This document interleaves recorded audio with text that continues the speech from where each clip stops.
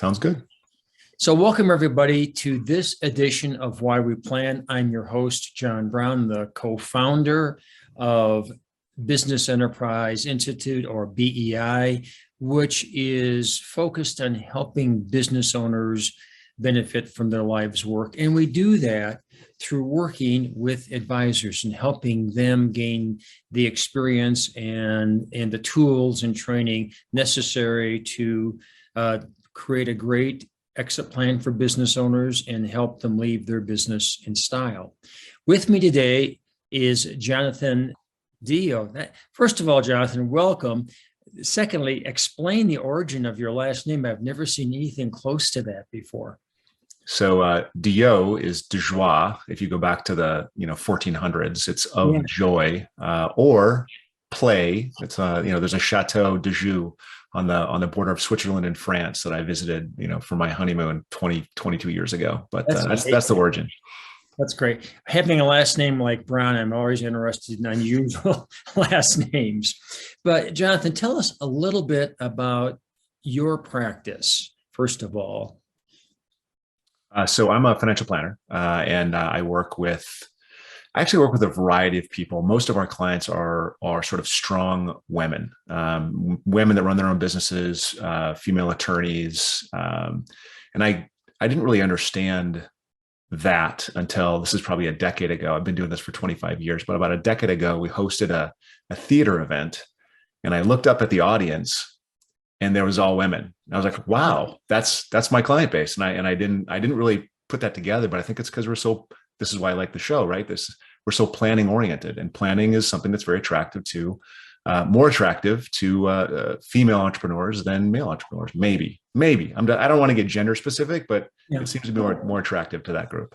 I think I would agree with that. Again, I haven't really thought about it that way. I guess what I've seen in the last 25 years is far more women involved as business owners, and also as financial advisors.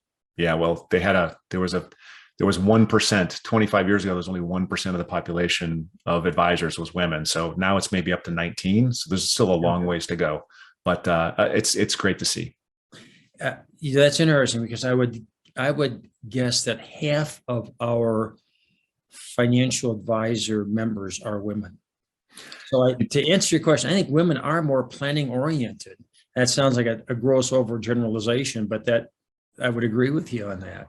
If just think about my mom and dad, my mom was always planning. My dad was always trying to figure out where to earn another dollar, like planning, thinking it out. Right. And it's a different mentality, but both are necessary.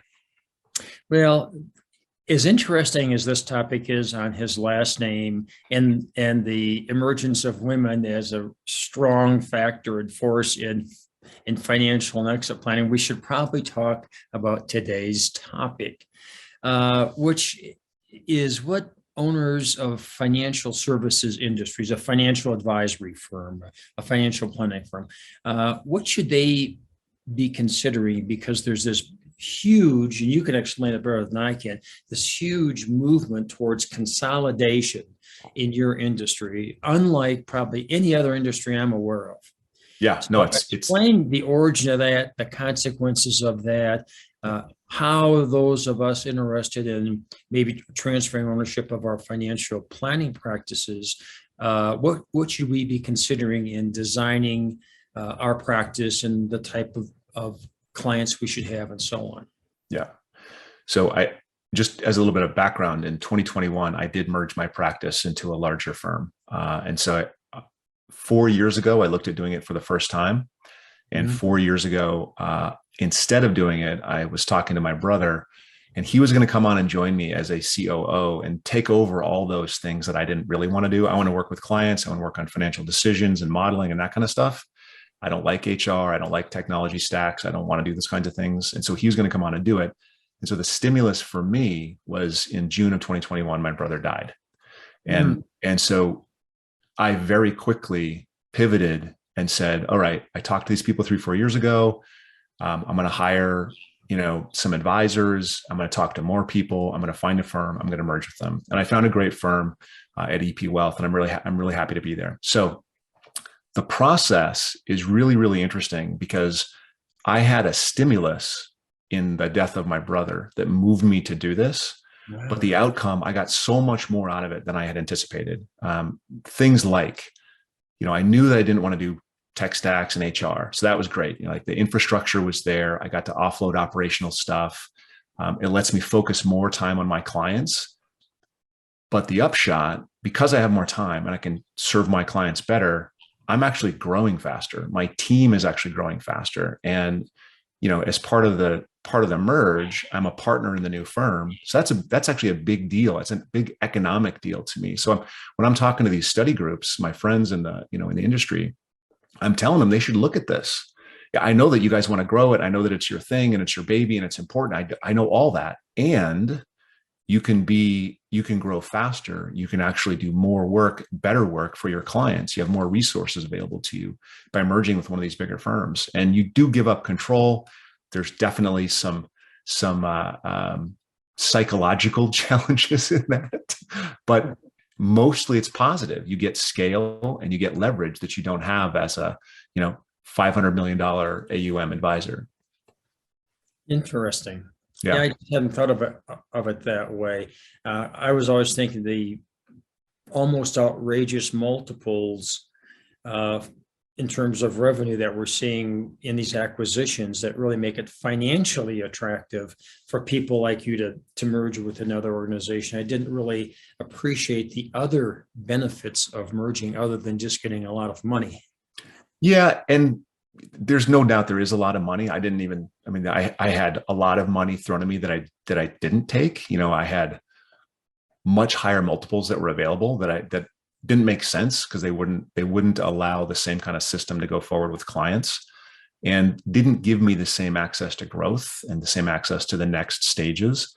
And as a partner in another firm, and I'm 50, right? So this is probably a different conversation if someone's 65 or 70 and looking at doing this, right? They're not interested in growth necessarily, but I have runway, so I have time. And so growth makes a ton of sense, and being part of something makes a ton of sense. I'm not going to fish or golf the rest of my life. I can't imagine what that even looks like. So for me, it makes sense to look at those other resources and that growth possibilities.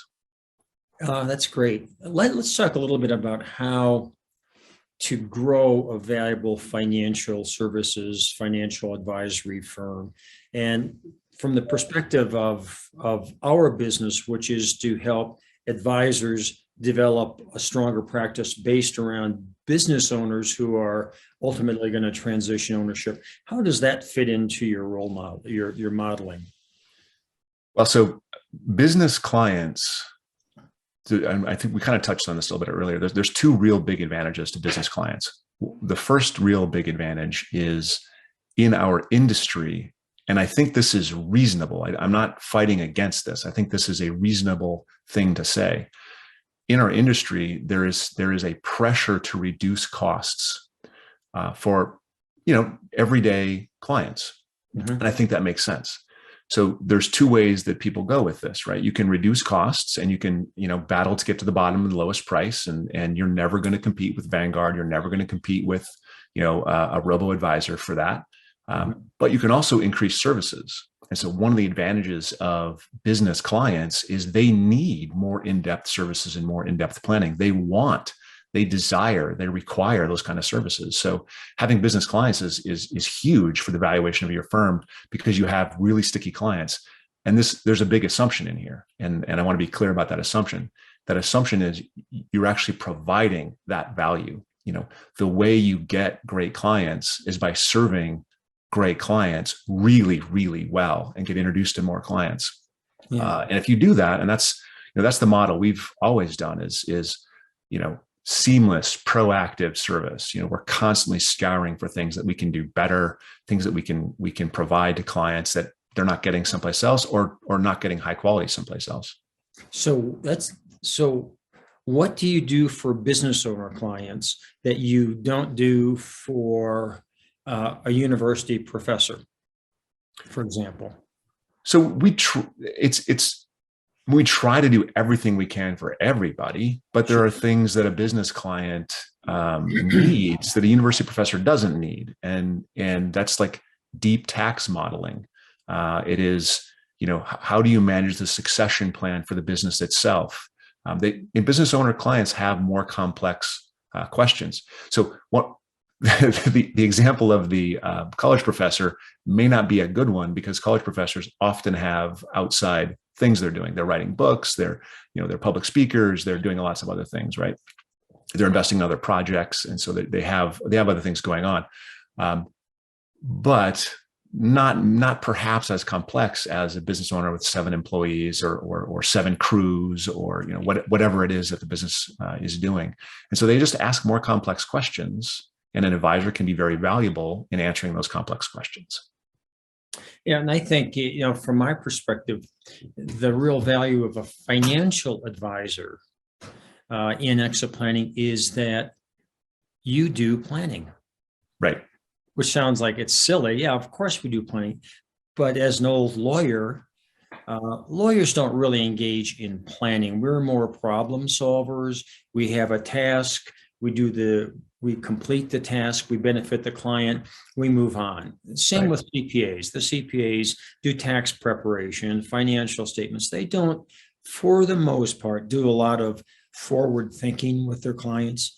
Excuse me, like, what is this going to look like in 5 or 10 years? Well, that's what you do as financial planners. In large part is planning for the future and making sure that's a financially secure future. And that is what exit planning does as well. It's if we don't have a good exit from the business, then probably there's not a great financial future for that business owner, because she's devoted her time and effort in building that business value. And if we can't benefit from that, we're not going to be able to exit.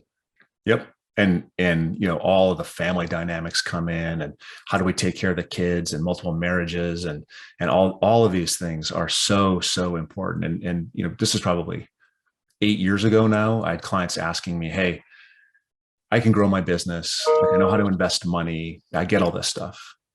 I'm really worried about my kids and making sure that they don't inherit a mess, for one, or just that they know how to manage this thing if something happens to me. And that becomes a huge part of what we end up doing is how do we help the receiving generation receive, not just the granting generation grant. Yeah, that is interesting. And I'm actually right now grading some exams for a credential we offer, and I'm on family business transition planning earlier this morning. And one of the big issues is we have 2 children, let's say, to keep it simple. One's in the business, Yep. One's not in the business. How do we create fairness? Yep. Ultimately between the two? One's contributing to the value of the company. One's the university professor again, right? They're doing their own thing. Yep.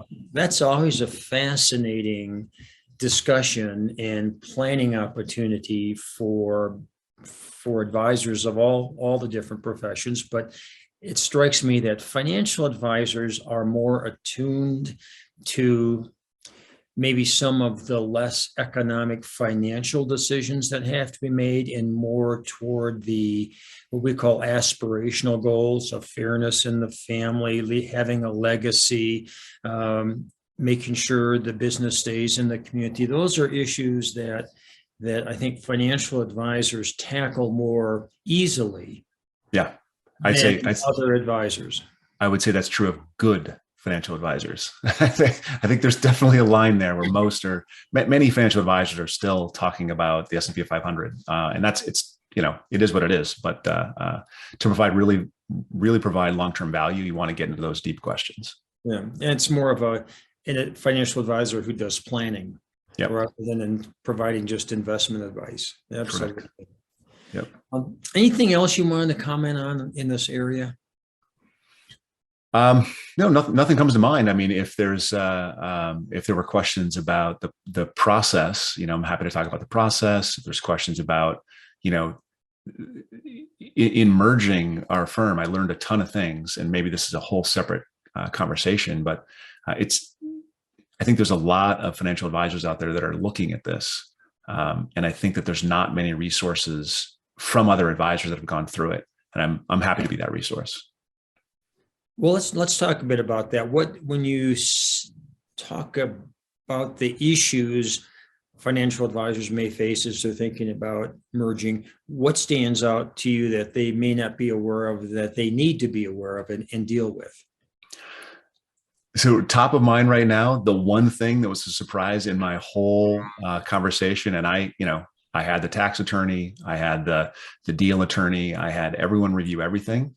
I learned after the fact about remedial income. I learned after the fact that transferring zero basis stock to another company itself creates, a different level of taxable event that I didn't know about. So I've spent a lot of time thinking about it. I spent a lot of time, thinking about business income that is retained earnings, but you still, as an owner, have to pay taxes on that.